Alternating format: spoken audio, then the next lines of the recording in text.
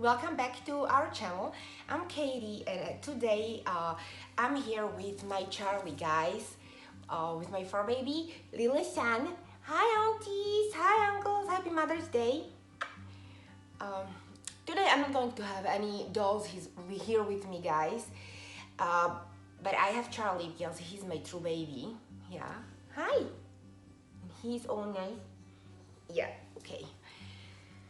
And today is Mother's Day, guys, so I would like to dedicate this video to all mothers out there, especially my mom. I love my mom. She is not only my mother, she's only my best friend. She has been my pillar, my rock throughout my whole life. I can tell her anything, I can talk to her about anything. And I know that she will tell me her honest opinion. She's not sugarcoating things, she never has been, but she always has been there. She let me know that whatever happens in my life, I can talk to her about that. So, Mom, thank you so much. I love you. I'm going to send her a link to this video, guys, so I'm going to just say thank you, Mama. I really wish that you lived closer. We would spend the day together. We would probably do something really fun. Unfortunately, my mom lives in Europe, guys, thousands and thousands miles from here, so I won't be able to spend the day with her physically. I'm going to call her really soon. Also, I would like to address my grandma to tell her Happy Mother's Day. My grandmothers and my grandpa also live in Europe. They're wonderful people. I love them so much, so that's for my grandma as well. Also, to all ladies out there with human kids, biological or adopted or foster kids, Happy Mother's Day to you. To all ladies, mommies of fur babies and feathered babies as well. We are mothers as well, and I'm going to talk about something here, guys. I have been recently feeling like I have been really suppressed on my channel, not really talking about things from real life that concern me, and that were the part of my decision actually do this channel years ago, start this. So this is going to be one of those videos, guys. I'm not going to do anything with the dolls, but since this is Mother's Day, I thought that I would talk about this a little bit. Recently, a friend told me she doesn't have any human kids, just like I don't do. And she told me that she felt really, really broken. She felt like a waste, which is really, really sad. It actually broke my heart when I heard that, because she's not the only one who feels like that. She can't have children. So it got me thinking, you know, as much as having babies and having kids, it is the biggest blessing and the biggest privilege to give birth, to give life to another human being, another life. But does it make you the mother necessarily? Please don't hate me, guys, but I really don't think it doesn't. I think motherhood is not about giving birth. Motherhood is about a never-ending love, no matter what, a support, teaching another child or another living thing the best values, taking care of them, loving them, as I said, no matter what, giving them their attention, making sacrifices in life, giving them all the time that you can. And I have known a lot of women who gave birth and were not really good mothers. And I know a lot of women who have been wonderful motherly figures in other lives, in lives of kids or people or animals, caretakers. Mothers are caretakers. And I know that society, maybe not even today's society, because I think there has been a shift. I think more and more women who don't have children or who don't want to have children don't feel all that ostracized anymore. But years ago, I remember when I was in my um, late 20s, it started. And then when I hit my 30s, when I got 30, and after that, like early 30s, it was never ending. Everywhere we went, or I went, all of my friends, even their parents, guys, uh, they never asked me how was I doing, how was my family, how was my health, or how was my life in general. The first question was always, so when are you getting pregnant? When are you guys having a baby? And it was really in my 20s, I didn't want to have kids. uh, well, I wanted to have kids later in life, but when we moved here when I was 23 years old, and I'm telling you, I was at the age by 25 when people are starting to have families. By 27, they're starting to have excuse me, first kids. I was not in a position to have the family. That's how I felt. Uh, we came here across the world. We needed to. I felt okay.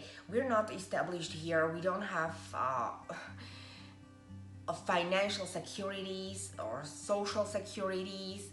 Uh, we when we got here, we literally came here with two suitcases, guys, across the world. And it doesn't matter that Mike had experience because he's older than me. I was out of college, so I was basically unusable when it comes to experience. I was still a child. I don't know what I was thinking, honestly. I just the other day I was thinking about this whole shebang, and I thought, oh my goodness, when we're young, we're fearless. I was fearless. Yes, I was always a careful person. I never did funny, crazy stuff. I was always responsible since I was a child. But still, just moving across the world, it wasn't the time to have the kid.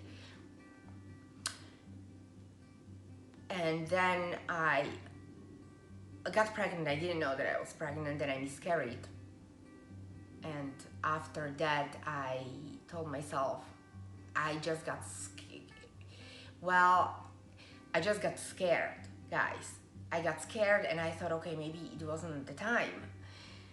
And then, years go by, and then you realize that it may be way too late. So I'm not going into that, but I just feel like putting the pressure on women, it's getting better, but not all women want to have children. By variety of reasons. Some can't have children, they have fertility troubles. Some decide voluntarily that they're not going to reproduce. I'm just going to say it that way. They don't have the family situation. They don't have a good partner, and they know it. And why they stay with them, it's not about that, guys. They just decide, okay, this is just not the best situation. I don't have a partner, or my partner is not just example of the father of the year, the material. They financially, they're struggling. A lot of people, I've known a couple that decided voluntarily not to have a biological child because they were carrying a gene. One of them was carrying a gene, and what they were told by doctors was that it was over 80%. It was like 82 or 87% probability that their child would be born with defects, very serious defects. So they decided, okay, they loved each other. Obviously, they didn't want to break up or anything. So they decided not to have biological children. And then there's one of my classmates who is super smart. I would say she's bordering on genius. And she's one of my high school classmates. She finished Harvard Medical School. I talk to her every few often. And she decided to go through this life without having a family. She decided to dedicate her whole life to research. She is in a cancer research for at one of the children's hospitals. I think it's in New Hampshire. I don't know, somewhere on East Coast. And she's a scientist. She loved kids. I remember her. She was one of those people who really, really loved kids. But she also, I knew since very early that she would probably not have a family because she was really driven, and she had these goals, and she just wanted to find some cure or some relief for sick children. So she dedicated her life, and she still works hard, really long hours in labs, doing research, really trying to make this life of these sick children better, or possibly find a cure. So she is the mother to all of these sick children on in that hospital that she works with, or that science center.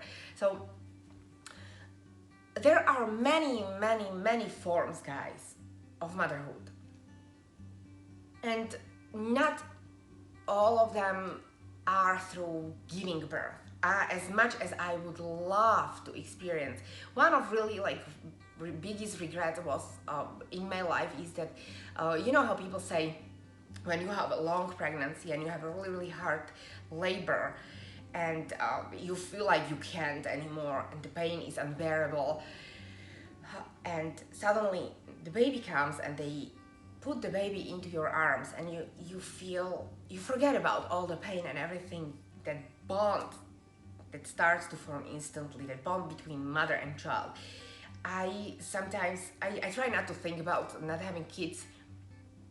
I'm sorry, guys, but that's one of the things that really I miss in my life. But on the other hand, guys, we just have to move on. All of you who didn't go through that, I have my Charlie, and I love him as he was mine. I know how it sounds. A lot of ladies who have kids, I know that a lot of you also have fur babies, and they mean a world to you. I don't want to belittle, your love for your pets. Let's say, well, he's not my pet, he's my child. But I really, from the position of someone who doesn't have human kids, he really takes the priority in my life, and I really do feel about him like he was mine. And I would seriously give my life for this boy. He really, everything that I do in my spare time, I really dedicate a lot of time to Charlie. Even my husband, I must say, all of our free time from work, and of course other activities like let's say books and all that stuff, but all of the free time we dedicate to him. We go for walks, we do hiking, even if we just playing with him here with toys. I mean, doing stuff that people usually do with their kids, and it helps me to channel all that nurturing energy towards him. I mean, I have time, I have fun with my dolls, with my reborn babies, and they give me more of that outlet to go socialize with other reborn moms, going shopping. And I remember when all of my friends around me, they started having kids, and even the ladies that I had so much fun discussing, let's say, books or political situation, political views or social views, or just some scandalous views from Hollywood. All of these friends suddenly became focused on being mothers, and it's natural, of course. Everything was about the baby, how they grow, how they gain weight, how they eat, how they poop, all these things, their progress, how they start talking and walking and all that. And you kind of start to feel like you're drifting away from the group of these friends, because you don't know that, you're not experiencing the same things. You feel, am I stuck somewhere? Which is really awesome, to have a great life and to travel and, let's say, just sleep in and just wake up maybe during the weekend and just put something nice on, and to have a date night, or to do stuff without kids, what adults do only. But then sometimes you miss that. You miss all that mess and screaming. You miss that in your life, and you see everybody going through that, and it's hard. So you know, people. I need. We need to channel women and men, of course, too. We need to channel that energy, that giving energy, because everybody. Well, I think a lot of people. Well, there are cases that they are not really parenting types, which is of course it's okay. I had few friends like that who just chose not to have kids because they will tell you openly, I don't want to have children. I don't. I'm not patient enough. I don't want to sacrifice my lifestyle. I don't want to sacrifice certain things in my life, and I just choose openly and voluntarily not to become a parent. And I salute to these people as well, because why to force something that it's just not in you, inside of you?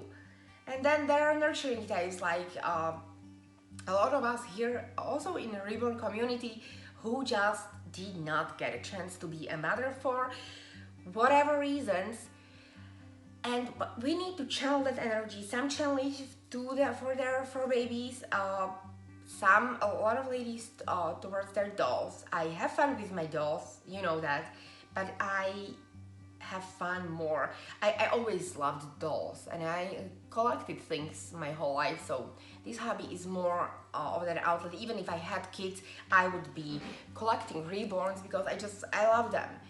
But also, I really like the social aspect of this hobby and socializing with other ladies out there. A lot of ladies in my local group don't have a human kid, so their own kids. So it's kind of nice to hang out with people who understand you, what you have been going through. I'm past that phase when it's sometimes it gets hard, and emotional. But I think I honestly think that life is way too precious to dwell on things, and I really think that being a mother is not only about giving birth, it's about being caring and being loving and doing giving sacrifices and being there. A lot of people are mothers, a lot of people are for baby moms, as I said, a lot of people are caregivers, nannies, teachers. Let's not forget teachers. I've known wonderful teachers throughout my life. My mom and my grandma and my grandfather were teachers. They're retired, of course, and they still have students that would call them. My grandpa just had, oh my goodness, he's 92, and he just had this reunion with his class. I think it was like 50th or 60th reunion. I'm telling you guys, they were all retired, his students as well. I think it's a blessing, and they still have all these memories of him being in their lives, and they still think that they gave them so much wisdom when they were just at the beginning of their lives, both on high school or college. What are we? We're still kids. It's the morning of our lives, and you don't know what afternoon will bring. But teachers are huge influencers, and a teacher can make a whole difference in your life, how your life will go on. Because I remember I had an awful teacher, math teacher, on my grammar school or elementary school. On my high school, I got a wonderful math teacher, but I have to tell you, well, I'm a mechanical engineer. It's the irony of my life. It's one of the craziest things that happened, actually, the craziest twists. But I remember I still don't like math. And I still sometimes have these funny dreams about that I'm sitting in my classroom and we're about to have a math test and I don't know nothing. I can't remember anything. And like nightmare, and it's been years and years. I'm over 40 guys here.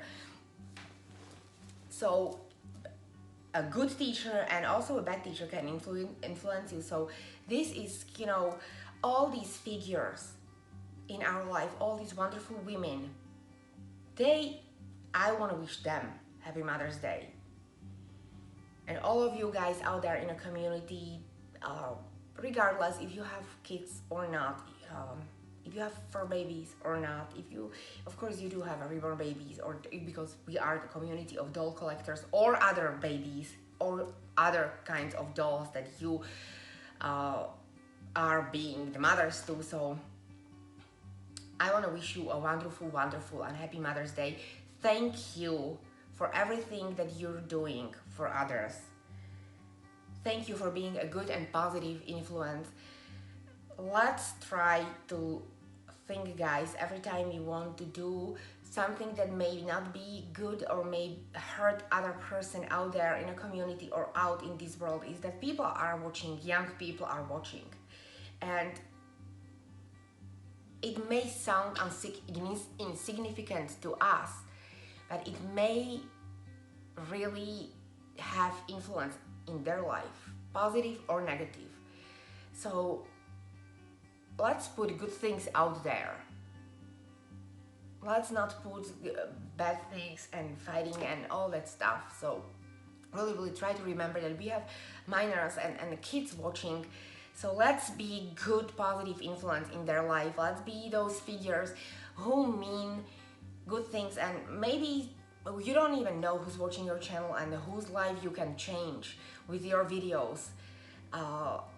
So I just wanted to make this video, guys, and to address all of you ladies out there. And I really I hope that your day, your Mother's Day, is wonderful. Thank you again for coming back to my channel and for listening to my rants sometimes and to my musings and my chat videos or discussions. So thank you all again. Thank you, Mom, again. Thank you, Grandma, again. Happy Mother's Day to all of you ladies out there, and I will talk to you in our next video. Thank you so much again, and have a wonderful, wonderful Mother's Day Sunday. Bye.